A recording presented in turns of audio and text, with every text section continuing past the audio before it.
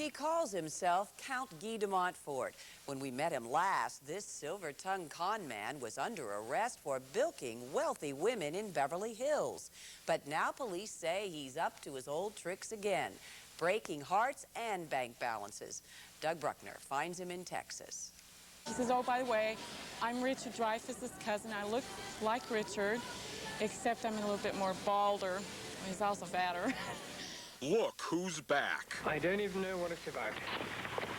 So, that's all I have to say. You're not a scam artist? No. And look who's got him. I have lived in America for the last 4 years, and I have never been guilty of any crime in this country whatsoever. The notorious Count Guy DeMontfort, back in trouble again 2 years after he first materialized in posh Malibu, California. He was a figure out of an adventure novel, renting a house in this lavish seaside compound. He spent his days and many nights in the mansions of the wealthy women in Beverly Hills. When he left them, the women were wiser and always poorer.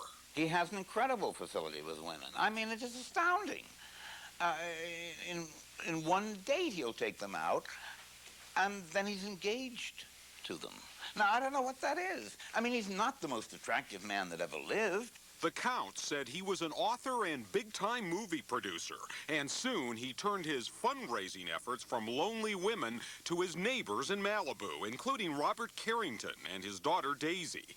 Daisy even emptied her piggy bank for a loan to the Count. He said, it would be okay if I borrow a loan, and I said, I thought I'd think about it, and I thought, well, challenge, risk, why not?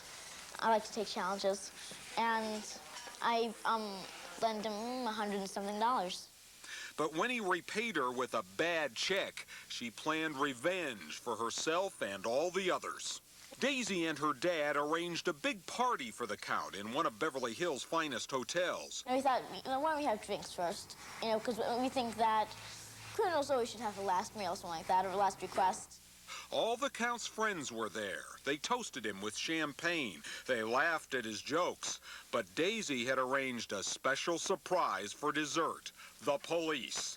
The Count left the party in handcuffs. They were really polite, and they said, Guy DeMontfort. He said, yeah, you're under arrest and everything. And it was, quite simple, and they arrested him. And that's when everyone found out the Count's true identity: Graham Lever, a lower-class Cockney scam artist who'd escaped from a British prison where he was serving time for fraud. He's just the slickest con man around. Not slick in the sense that he makes a fortune, because he always goofs up.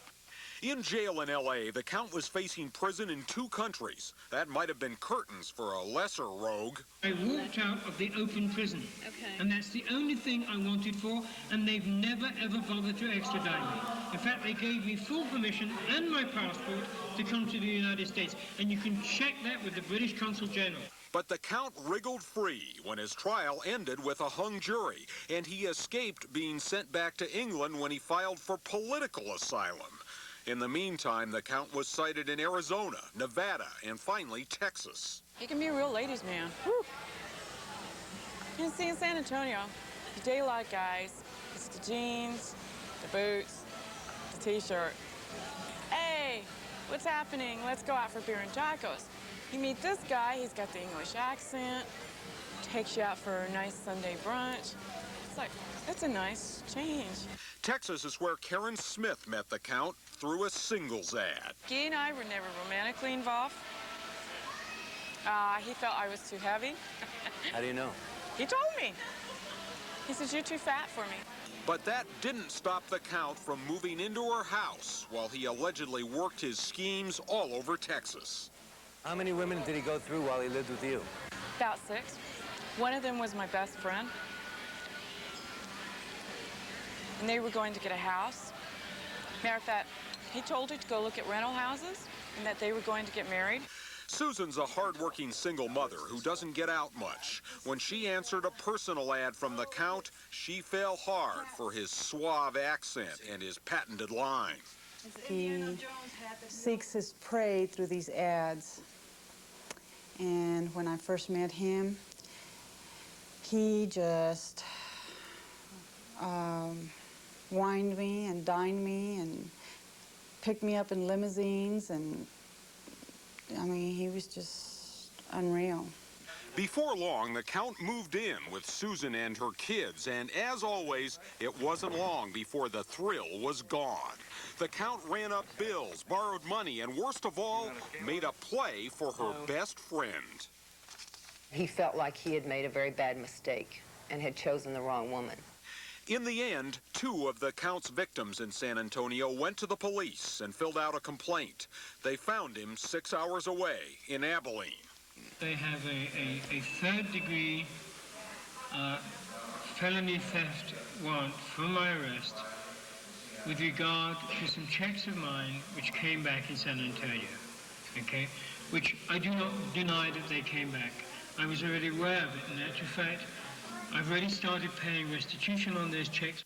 While the Count's been under glass, little Daisy Carrington's been in school, far from New York. But she hasn't forgotten her adventures that wild summer with the British rascal.